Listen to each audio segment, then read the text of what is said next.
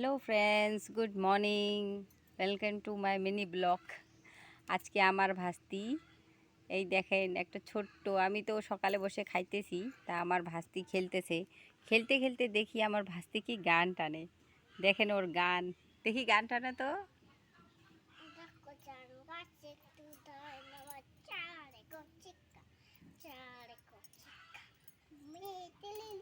তোমার হুকুম কাকা ও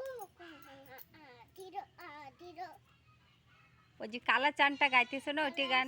কালা চান করাসন হাসনি কসান তোমার পাতে পান কেটে চান না, ওরে কালা চান, ওইটি গান।